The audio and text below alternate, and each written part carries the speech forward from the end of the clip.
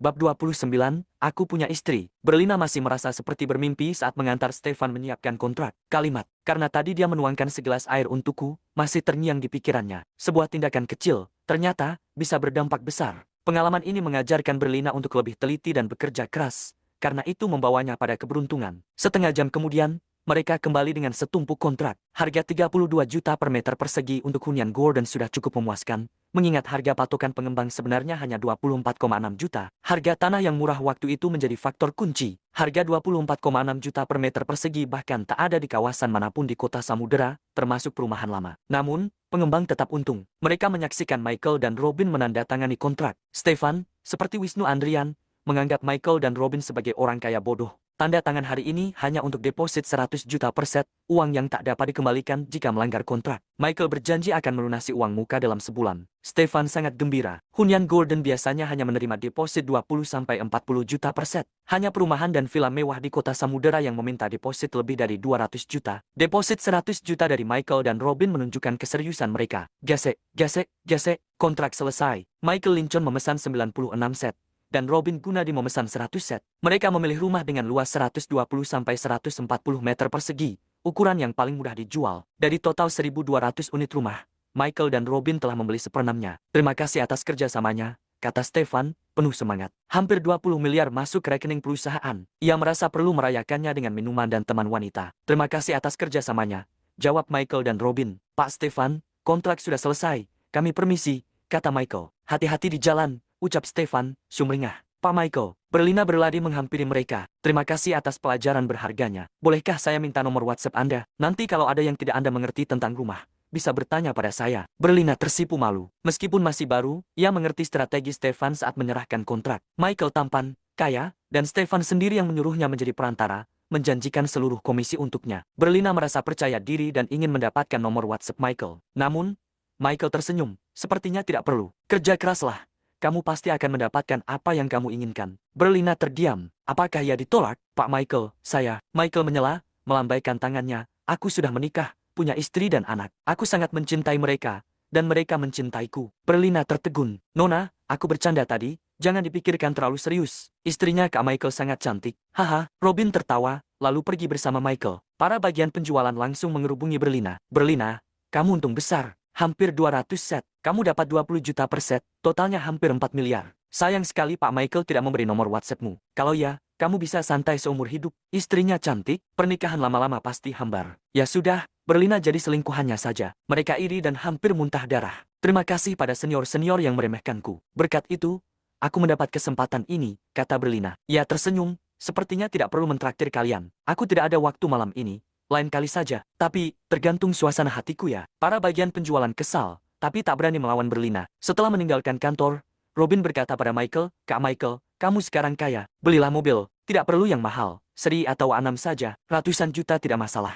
Michael setuju. Ia memang butuh mobil agar tidak selalu naik taksi. Kamu punya teman yang jual mobil? Tidak, tapi aku bisa bantu cari. Nanti kita bicarakan lagi, kata Michael. Mau kemana? Aku antar, tawar Robin. Michael akan pulang ke apartemennya. Saat WhatsApp-nya berbunyi, ia mengira dari Berlina, lalu mengabaikannya. Namun, Charlotte menelpon. Celine menambah WhatsApp-mu, dia khawatir sampai mau menangis. Cepat simpan. Charlotte menutup telepon. Michael segera menambahkan Celine. Foto profilnya adalah Celine sendiri. Celine langsung melakukan panggilan video. Pergi ke kompleks Citra Raya. Michael langsung mengubah rencana, meminta Robin mengantarnya. Ia tersenyum. Putri cantik dari mana ini? Biar ku tebak. Papa nakal. Padahal sudah tahu aku Celine. Papa sengaja. Ya, Celine bertingkah seperti anak dewasa. Michael terhenyak. Papa, aku mau makan banyak. Celine terlihat sedih. Michael membelikan makanan untuknya 2 kali. Celine melupakan semuanya dan hanya ingin ayahnya membelikan makanan enak. Michael hendak bertanya tentang ibunya. Saat melihat Charlotte di belakang Celine, Michael tertawa sendiri. Ia mengkhawatirkan hal yang tidak perlu. Jika Charlotte tidak ada, siapa yang akan membantu Celine menambah WhatsApp-nya? Saatnya memesan makanan, Michael berkata, Celine, tunggu papa di rumah. Ya, papa belikan makanan banyak. Oke. Papa yang terbaik. Setelah ragu sejenak, Michael bertanya, Celine, tanya ibumu, apa dia akan pergi bekerja sebentar lagi? Celine berteriak. Setelah beberapa saat, ia berkata, ibu diam saja. Baiklah, papa mengerti. Setelah menutup panggilan video, Michael tersenyum. Ia mengenal Charlotte dengan baik. Jika Charlotte tidak ingin bertemu, pasti akan bilang mau pergi bekerja. Bab 30, ada kemajuan. Walah, aku belum pernah bertemu pria sebaik kamu. Kak Michael, wanita cantik saja kamu tolak, tapi panggilan video dari putrimu langsung membuatmu sumringah. Puji Robin. Michael menyimpan ponselnya. Robin melanjutkan dengan tulus, Kak Arwen, jauh sekali bedanya. Dia tak puas dengan wanita lokal. Sekarang malah berburu wanita asing. Kalau bukan karena kamu mengingatkannya, entah sampai kapan dia pulang. Michael memijit dahinya. Aku banyak berutang pada istri dan anakku. Sekarang, aku akan melakukan apa saja demi kebahagiaan mereka. Kak Michael, bagaimana kalau kita beli makanan untuk Celine? Aku tahu restoran western yang steak sapinya sangat lezat. Bagaimana? Tanya Robin. Baiklah, di sana ada kentang goreng, kan? Celine suka kentang goreng, jawab Michael, mengangguk. Hahaha, aku langganan di sana. Kalau tidak ada, mereka bisa membuatnya, kata Robin, tertawa lepas. Di restoran bahagia, sebuah restoran western mewah di kota Samudera, Michael memesan 3 porsi steak sapi, kentang goreng, dan beberapa kue manis yang cantik. Harga memang fantastis, sekitar 2 juta per orang, tapi bagi Michael, kebahagiaan Celine tak ternilai. Setelah mengantar Michael pulang, Robin pamit. Melihat mobil Audi Q7 Robin menjauh, Michael merasakan sedikit iri. Ia pun manusia biasa yang mendambakan jam tangan mewah, mobil, dan villa besar. Namun, kini ia menyadari, semua itu tak akan sempurna tanpa Charlotte dan Celine. Tok, tok, tok, papa, itu papa, seru Celine,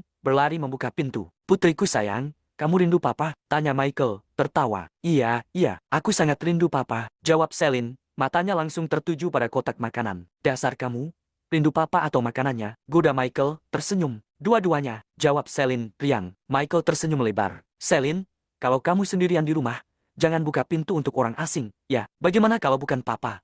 Tapi orang jahat? Aku tahu, papa. Celine bukan anak bodoh. Cepat keluarkan makanannya. Papa, Celine tak sabar. Michael mengeluarkan steak, kentang goreng, dan kue-kue itu. Celine langsung menyambarnya dan menyantap dengan lahap, sesekali memuji kelezatannya. Charlotte turun dari balkon, melihat tulisan restoran bahagia di kotak makanan, alisnya bertaut. Steak bisa dibeli di mana saja. Kenapa harus di restoran bahagia? Mahal sekali. Michael hanya diam. Kenapa diam? Apa kau sudah tak tahan lagi? Tanya Charlotte, heran. Michael tersenyum. Waktu itu aku salah bicara. Aku takut kamu marah lagi. Lebih baik aku diam saja. Charlotte mengambil termos untuk Celine. Mendengar ucapan Michael, ia tersenyum tipis. Memar di wajahnya hampir hilang, kecantikannya kembali bersinar. Michael menyesali perlakuannya dulu. Kenapa aku tidak menghargai istriku yang cantik dan baik hati ini? Batin Michael. Charlotte memberikan termos kepada Celine. Makan pelan-pelan. Jangan sampai keselak. Kamu juga makan. Aku beli 3 porsi, ajak Michael. Kau juga belum makan, ya? Tanya Charlotte, melirik Michael. Ia membuka 1 porsi steak dan meletakkannya di depan Michael, lalu 1 lagi untuk dirinya. Mereka makan dalam diam. Suasana nyaman menyelimuti mereka. Setelah beberapa saat, Michael berkata, tahun baru Imlek sebentar lagi. Aku ingin mengirimkan bingkisan untuk ayah dan ibu. Charlotte menjawab, tahun baru Imlek memang waktu untuk berkumpul keluarga. Sudah bertahun-tahun kau tak pulang. Paman dan bibi selalu datang menjenguk. Mereka sudah tua. Kau tak bisa terus membiarkan mereka yang datang. Terutama setelah masalah waktu itu. Maksudku ayah dan ibuku. Jelas Michael. Charlotte menatap Michael, lalu mengalihkan pandangannya. Aku berhutang bukan hanya padamu dan Celine, tapi juga pada keluarga Cahyadi. Aku masih ingat pesan orang tuamu saat pernikahan kita. Mereka tak memintaku kaya raya, tapi berharap aku bisa memberimu keluarga yang damai, kata Michael, suaranya mantap. Mereka tak pernah meremehkanku. Bahkan saat bisnisku gagal, mereka selalu membantuku. Aku merasa bersalah dan malu bertemu mereka. Tapi aku tak bisa terus bersembunyi. Aku harus menunjukkan diriku yang sekarang, agar mereka tahu harapan mereka padaku tak sia-sia. Pundak Charlotte bergetar, air matanya mengalir. Ia selalu berharap Michael bisa berkata seperti itu. Tapi kenapa baru sekarang, setelah perceraian? Michael melanjutkan, sekarang kita sudah bercerai. Aku takut mereka marah jika aku tiba-tiba datang. Lagi pula, kamu tahu sifat Stephen yang pemarah itu. Charlotte menelan steaknya. Yang harus kau kunjungi adalah orang tuamu. Mengerti? Aku mengerti, tapi kamu juga harus tahu. Perasaanku pada orang tuamu sama seperti perasaanmu pada orang tuaku, kata Michael. Sudah selesai makan. Kalau sudah, pulanglah, kata Charlotte, mengusir Michael. Hati Michael berdebar. Aku boleh pergi, tapi masalah yang kukatakan tadi. Kau punya kaki sendiri, apa aku bisa menahanmu? Tanya Charlotte, tersenyum tipis. Michael kembali didorong keluar.